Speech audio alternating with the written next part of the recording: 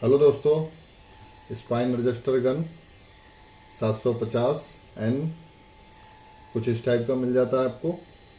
Colour आप देख पा रहे हैं, गोल्डन कलर है और काफ़ी हैवी में है। ये अटैचमेंट आप देख पा रहे हैं, ये इसके साथ नहीं आता है, ये इसके ऊपर से लगा हुआ है प्लास्टिक का, तो ये आप इसके ऊपर लगा सकते हैं।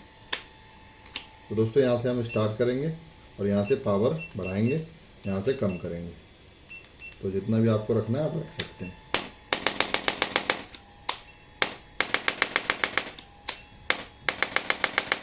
तो दोस्तों हम फुल पे कर देते हैं, अब दबाते हैं।